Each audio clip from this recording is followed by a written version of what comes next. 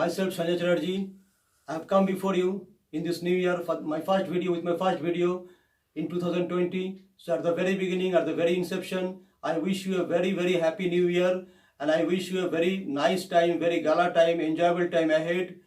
And I am also sending my best wishes, my good wishes to all the board examinees, those who are going to appear in this board examination.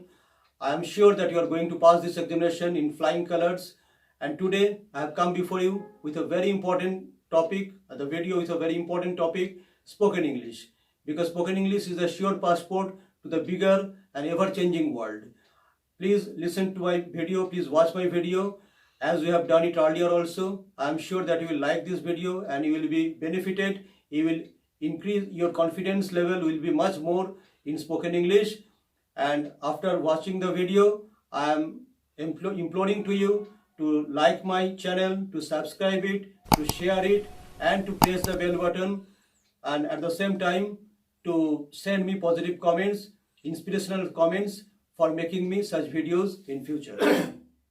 Before I tell you the rules and the procedures to know spoken English, first to look at the board. It is clearly written the 10 points. I can tell you that this is 10 points rules which I am going to tell you about spoken English. First look at the board.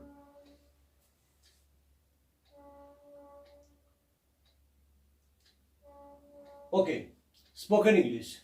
My first point is strong desire. What is strong desire? That means you must have the strong desire in your mind to speak English. Nothing can stop you.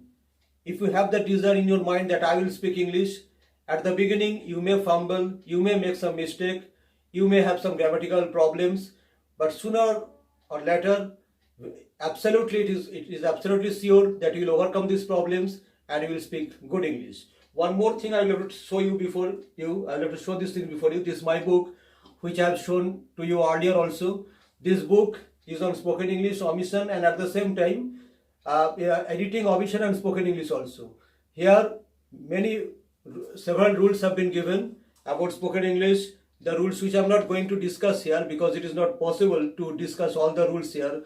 But if you have this book, you will get the basic rules, the conversation rules, the differences between British and American English, and what should be said in which situation, conversation guides, all those things you will get in this book. The guidelines have been given here about spoken English. Now I am coming to the next point. Describe event. We always encounter several incidents in our life. In school, at home, in park, in cinema halls, in the train. Your duty is to describe that event, maybe to somebody else or to yourself. Standing before the mirror, you have to describe that event in English. That incidents that you can describe in your mother tongue very easily, you have to try to explain that thing, you have to try to narrate that incident in English, and this will give you the fluency to speak. Third point, short sentence.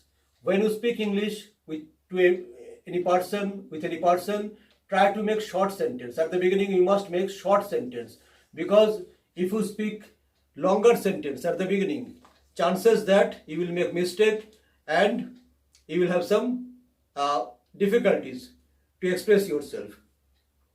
So my suggestion that you must make short sentences at the beginning, not the long sentences. Number 4, clear languages. When you express yourself in English, the languages must be clear. You must not express anything in a roundabout or circuitous way, not any difficult or complex manner. Your expression must be simple so that the other person whom you are speaking to can understand you. Because if you say something and the other person cannot understand you, it will be meaningless. It will be a fruitless effort. You will not get the result. So always try to express in a very simple and clear language. Make a group. In school you can do that thing, or you can do it at your locality also, at your home. But the best thing is to do that thing is in the school. Make a short group, small group, and make a plan that you will speak in English in your group with the students of your group. This will give a good practice of spoken English to you and to your friends also. And in a very short time, all the group members will be able to express themselves in good English. 6. Ignore negativity. It is quite natural or quite possible that when you are speaking English, you will get some negative comments from those who are not interested or those who are not able to speak English. You will not get their support, you will not get their positive comment. But you have to ignore those negative comments. You must not care for those things. Rather, you should inspire them, you should tell them the good things of speaking English and try to bring them, add them to your group. But all the negative comments should be avoided. You must not give them any space in your brain, in your mind, and just overlook them and forget those things. Our next point is English program. English program means you have to listen to the English program on television, you can do it on radio also, and you have to follow what they are saying, their pronunciation, how they are saying.